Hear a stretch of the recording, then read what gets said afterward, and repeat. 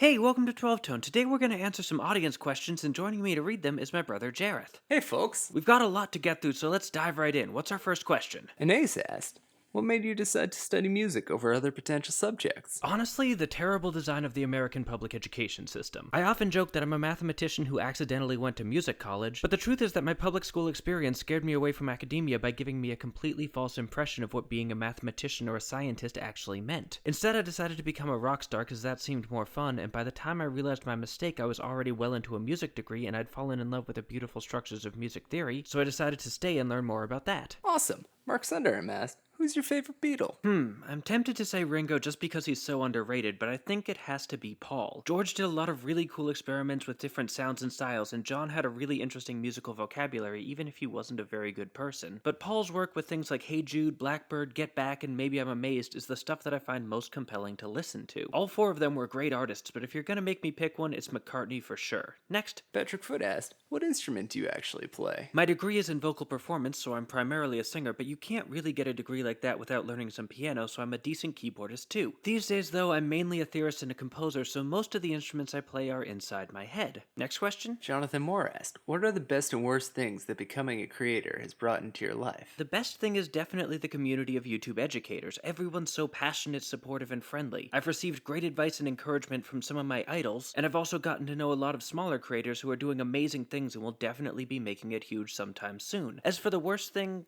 that's trickier. The obvious answer is trolls, but they really haven't been that bad. As a white man who passes for straight, I don't get a lot of the more vicious harassment that many of my peers get. I guess the worst thing for me is just the stress. As awesome as it is to have such a large audience, it's also kind of terrifying knowing that if I have some passing thought that I feel like expressing, there's 60,000 people waiting to hear what I have to say. That's not really something you can prepare yourself for, and while I wouldn't trade it for the world, it can definitely get overwhelming at times. Cool. Catherine asked, what is your opinion on 433? That's a good question. Like many academic musicians, I have a complicated relationship with 433. For those of you who don't know, 433 is a John Cage piece that's often described as 4 minutes and 33 seconds of silence, but is better explained as 4 minutes and 33 seconds of the ambient sound of the area elevated to the status of music by the presence of a performer. Either way, though, the musicians involved aren't playing anything, so the big question about it is it music? To be honest, though, I think that question is ultimately pointless. I think the answer is yes, because music is subjective and experience-driven, but the arguments against it tend to just take the form of here's a definition I made explicitly to exclude 433, and that's just not that interesting to me. The bigger problem I have with it is that it winds up obscuring other more nuanced approaches to the same question, like Steve Reich's Pendulum Music, which is a series of microphones swinging over speakers and creating feedback, or another John Cage piece, Imaginary Landscape No. 4, which is written to be played on 12 radios, each tuned to different stations and volumes. But 433 is just so simple and elegant in its defiance of convention that it winds up distracting from other potentially more interesting pieces. I'm glad it exists because it asks some really important questions that we're still struggling to answer. I just wish it wouldn't be quite so greedy with the spotlight. Next. Jason Black asked, what's going on in your brain when you improvise? Not a lot, really. For context, I don't tend to solo over chord changes very often. Most of my improvising is completely freeform, just me and a piano. It's usually counterpoint stuff, with each hand playing a melody plus the occasional chord for effect, and it's often pretty atonal, which means I'm not really sticking to any particular key or sound for very long. I'm aware of the scales I'm drifting in and out of, and I know how the chords I play want to behave, but for me it's more about exploration than composition, so mostly I'm not looking ahead at what's coming, I'm looking back at what I already did. I'm not really worried about making mistakes or playing bad notes. I'm thinking about what I've played and why it sounded the way it did, and while I'm doing that, my hands are just moving to wherever they want to go next. It's a pretty unconscious process. Cool.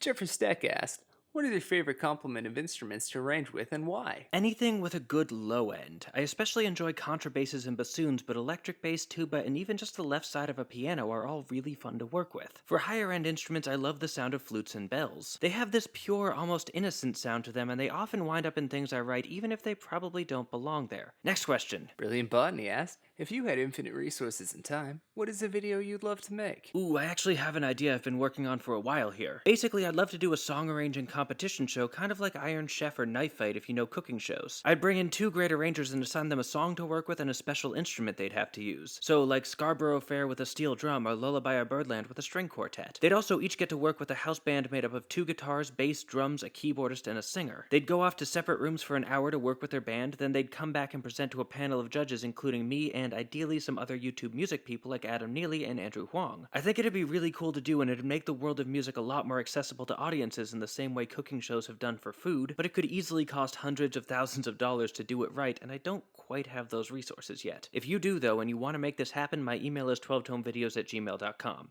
Get in touch. Next. Kevin Ega asked, you seem to put math references into your doodles from time to time. Do you have a math background? Do you think there's a connection between math and music? Well, I'd be happy to argue that music theory is math, so in that sense I do have a math background, but in a more accurate sense, I do not. I'm just an enthusiastic amateur. I do think there's a connection, though. There's obvious things like frequency ratios, counting half steps, and other places that numbers come up in music, but numbers are only tangentially what math is about anyway. I think mathematics is, at its heart, a way of thinking about ideas, and it's dominated by the concept of abstraction. It wants to take specific answers to specific problems and figure out how to generalize them as much as possible to reveal deeper truths about the subject, and that's exactly what music theory does too. When I say I'm doing math to sounds, I don't mean it figuratively. Anyway, that seems like a good place to stop. Thanks to everyone for the questions, and thanks to you for watching. If you want early warning for the next Q&A, our Patreon patrons get notified first, and we also collected questions on Twitter, Facebook, and through our mailing list too, so follow us on any of those platforms, check out our store, and keep on rockin'.